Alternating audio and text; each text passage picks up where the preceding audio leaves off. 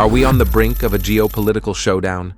China issues a stark warning, hinting at war if Taiwan elects the wrong leader. However, the candidates China favors appear to be charting their own course. The looming question is, will Taiwan defy expectations, and what consequences might this defiance trigger? In the upcoming parliamentary elections scheduled for January 13th, Taiwan stands at a crossroads that could redefine its destiny, and the driving force behind this pivotal moment is none other than China. The political landscape is dominated by the specter of China's fervent desire to absorb Taiwan into its fold, even if it means resorting to force. The Democratic Progressive Party, DPP, which has steered Taiwan for the past 8 years, emerges as a staunch guardian of the island's independence. Unyielding in its stance against China, the DPP not only vows to defend Taiwan, but also seeks to reduce economic dependence on its imposing neighbor. China, perturbed by the DPP's resolute position, views this election as a watershed moment, a critical choice between peace and war. The rhetoric is ominous, with China essentially dangling the threat of conflict should Taiwan opt for the wrong candidate. As the DPP's current leader, Tsai Ing-wen, faces constitutional term limits, her successor, William Lai, steps into the electoral fray. China, however, eyes him warily, perceiving a leader who is unlikely to capitulate to its assimilationist agenda. On the opposing side, the Kuomintang KMT party's candidate, Hu Yui, emerges as a prominent figure, advocating for a more conciliatory approach toward China. Positioned on the friendlier end of the China-friendly to China-enemy spectrum, Hu's campaign promises communication channels with Beijing, something Tsai has struggled to establish.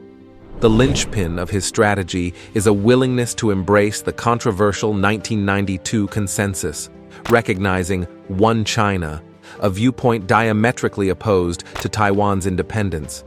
Hu's pragmatic approach, while acknowledging Taiwan's autonomy, underscores the nuanced dance between dialogue and resistance. He too sees Taiwan as an independent entity, but proposes a willingness to entertain the 1992 consensus to foster communication. This delicate balance, reminiscent of the one country, two systems model applied in Hong Kong, raises questions about the feasibility of such a compromise. As Taiwan inches closer to the polling booths, the electorate faces a choice between defiance and diplomacy, independence and integration. The unfolding narrative encapsulates the complexities of a region where political decisions bear the weight of not just domestic aspirations, but the looming shadow of a formidable neighbor. The world watches with bated breath, curious about the trajectory Taiwan will chart in the face of China's veiled ultimatums and the intricate dance between preserving identity and seeking dialogue. In the political midst, the Taiwan People's Party, TPP, emerges as a centrist force led by Ko Wen-je, a former surgeon turned mayor of Taipei. Initially aligned with the Sunflower Movement, protesting a controversial 2014 trade agreement with China, Ko Wen-je received early support from the Democratic Progressive Party, DPP. However, his gradual shift toward the Kuomintang, KMT, has left him navigating a delicate balance, losing some of his initial backing. With the DPP's William Lai, KMT's Hu Yui, and TPP's Ko Wen-je in the electoral mix, Taiwan's political landscape is diverse.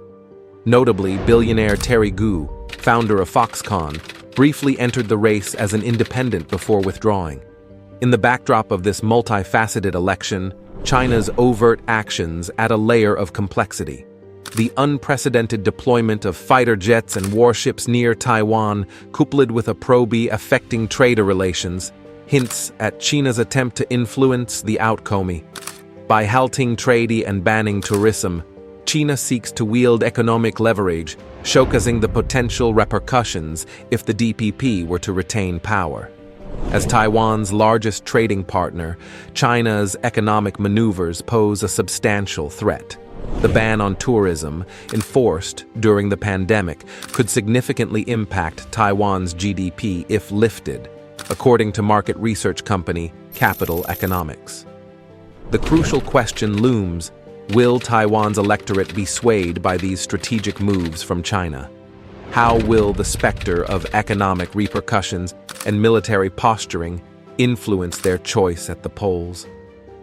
In a delicate dance between sovereignty and economic interdependence, Taiwan faces a pivotal moment, and the world watches with anticipation. What factors will ultimately tip the scales in this high-stakes election, where geopolitics, trade dynamics, and internal policy visions intersect? With the impending parliamentary elections in Taiwan just a week away on January 13th, India finds itself anxiously monitoring the situation, particularly in the context of the South China Sea. The stakes are high, and these crucial days are poised to shape not just Taiwan's fate, but potentially trigger repercussions in the broader geopolitical arena. China, under the leadership of Xi Jinping, is placing a significant bet on the outcome of the Taiwanese elections. The question that looms ominously is, what if the election results don't align with Xi Jinping's vision of reunifying Taiwan with China? The specter of conflict in the South China Sea becomes a haunting possibility. Beijing's long-standing preparations for a forceful takeover of Taiwan come sharply into focus. Xi Jinping's recent New Year message served as a stark warning to Taiwan, asserting that reunification is a historical inevitability. The message emphasizes a shared destiny for compatriots on both sides of the Taiwan Strait, intertwining it with the broader narrative of national rejuvenation. However, Taiwan's outgoing president, Tsing Wen, struck a contrasting chord in her New Year speech, advocating that cross-strait relations should be determined by the will of the Taiwanese people. The clash between Xi's historical determinism and Taiwan's call for democratic self-determination adds a layer of tension. The anxiety escalates as Xi Jinping dismisses the democratic principles championed by Taiwan. While Xing Wu's government has repeatedly sounded alarms about Beijing's interference in the election, the preferred outcome for China would be a victory for the Kuomintang, KMT, or the Qingtong Party, both perceived as pro-Beijing entities. On the opposing front, the Democratic Progressive Party, DPP, vehemently advocates for a sovereign Taiwan. As the polls predict a neck-to-neck battle on January 13th, the global community watches with bated breath, grappling with the unease of potential escalations in the South China Sea should the election outcome defy Xi Jinping's aspirations. The delicate balance between historical inevitabilities, democratic principles, and regional stability hangs in the balance, leaving India and the world on edge in the lead-up to this critical moment. What unfolds in Taiwan may echo far beyond its shores, shaping the contours of a geopolitical landscape in flux. The looming question emerges: what if the Taiwanese election results displease China, potentially triggering a serious conflict in the South China Sea? The anticipation centers on Xi Jinping's vision of reunifying Taiwan, and if thwarted, whether the war would confine itself to Taiwan and China alone. However, the South China Sea is a volatile theater with multiple flashpoints exacerbating regional tensions. One such flashpoint involves the Second Thomas Shoal and Scarborough Shoal, where the Philippines and China have been engaged in persistent confrontations. Accusations from the Philippines include water cannon firings, laser attacks, and ship ramming by China. Beijing, rather than denying these aggressive actions, characterizes them as legitimate measures to safeguard its asserted territory. China's expansive claim encompasses more than 80% of the South China Sea, historically justified by the infamous 9-dash line, later extended with a 10th dash in 2023. China's long-standing preparations for conflict in the region extend beyond rhetoric, with militarization of 3 Spratly Islands and the establishment of 7 military outposts. Simultaneously, the Philippines, under President Ferdinand Marcos Jr., bolstered its ties with the United States. expanding the U.S. military presence in the country.